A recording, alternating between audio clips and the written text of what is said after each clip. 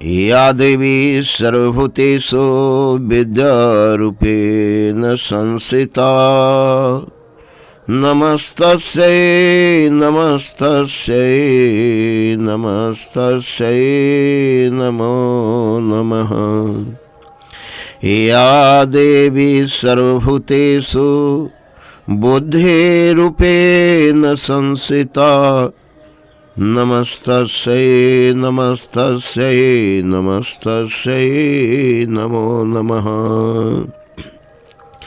या देवी सर्वभूतेषु शक्तिरूपेण संस्थिता नमस्तस्यै नमस्तस्यै नमस्तस्यै नमो नमः। हे भक्तगण, हे वसुधा पर रहने वाले मानव, जगत के कल्याण के लिए जितने भी देवता हैं, ईश्वर हैं, सभी सज्जनों का साथ देते हैं। लेकिन कभी कभी दुष्ट जन, राक्षस जो होते हैं, अथक प्रयास के द्वारा अनंत तपस्याओं के फल स्वरूप इतने अधिक शक्तिशाली हो जाते हैं कि अब उनका अंत होना निश्चित होता है। अगर अंत उनका नहीं हो तो वसुधा पर बसे हुए सारे प्राणी असंतुलित हो जाते हैं। भगवान भी चाहते हैं कि अब उनका अंत हो।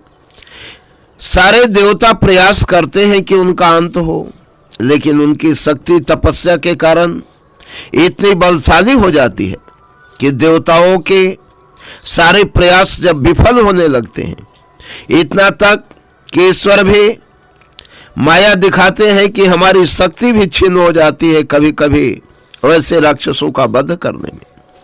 और तब भगवान की लीला से महामाया शक्ति सरस्वती, पार्वती और मां सीते जो लक्ष्मी स्वरूपा हैं, इन तीनों महाशक्तियां एकत्रित होकर सारे देवी देवताओं, सूर्य और भगवान विष्णु, शंकर सभी की शक्ति जब एकत्रित हो जाती है तो मां दुर्गा का रूप धारण होती है। जिस दुर्गा के रूप में महिषासुर का वध किया गया, रक्त बीज का वध किया गया, और लंका नगरी में आपने देखा कि रावण का वध होने के बाद एक बड़ा ही सत्यजीत नामक राक्षस, बड़ा ही सतानन नाम का वो राक्षस था, जिसने बड़ा ही उत्पात मचा रखा था। उसको मारने के लिए हनुमान जी अमोघ हर्ष लेने के लिए 7 तोड़ पाताल के अंदर जाकर अथक प्रयास से उसके मारने का अस्त्र लाते हैं। लेकिन उसकी माता ने यह वरदान दिया था कि हे पुत्र, तुम्हारा वध अयोनिजा के द्वारा हो सकता है। अयोनिजा अर्थात जिसका गर्भ से जन्म नहीं हुआ। इस सारे संसार में सभी प्राणी मां के गर्भ से ही जन्म लेते हैं। और तब वह अस्त्र भी हनुमान जी के लाने के बाद बेकार सिद्ध हुआ, क्योंकि उसका वध करना बड़ा ही असंभव हो रहा था। और तब मां सीते ने, चूंकि मां सीते का जन्म अयोनिजा धरती के गर्भ से हुआ है, वो किसी मां के गर्भ से पैदा नहीं हुई है। उन्होंने दुर्गा स्वरूपा रूप धारण किया, काली का रूप धारण किया और राक्षस का वध किया गया। तो आप देखते हैं कि मां की शक्ति अपरंपार है। भक्तगणों को लग रहा होगा कि निशाचर को मारने के लिए ही मां स्वरूपा प्रकट होती है, ऐसी बात नहीं है। जो सज्जन व्यक्ति हैं, भक्तजन हैं, उनकी समर्थ मनोकामना को, जो असंभव कार्य है, उस कार्य को भी संभव करने के लिए मां का प्रादुर्भाव होता है। इसका उदाहरण है अयोध्या नगरी में मां सीता के प्रस्थान के बाद दुर्वासा ऋषि का आगमन होता है भगवान सेवा सत्कार करते हैं और पूछते हैं आपका आतिथ्य सत्कार क्या किया जाए। दुर्वासा ऋषि कहते हैं पुत्री सीता के द्वारा बनाया हुआ मधुर व्यंजन खाने की मुझे इच्छा है। सारे आश्चर्यचकित रह जाते हैं। माँ सीते तो अब इस लोक में है नहीं, अब इनकी आतिथ्य सेवा कैसे की जाए। और ऋषि की अगर आतिथ्य सेवा नहीं की जाएगी तो श्राप दे सकते हैं, नाराज हो सकते हैं, और माँ सीते तो आ नहीं सकती हैं।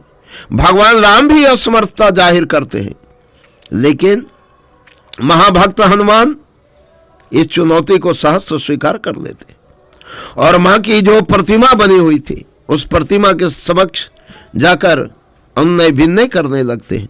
अर्थ स्वर में हनुमान पुकार करते हैं, हे मां, भक्त की लाज तुम हमेशा रखी हो।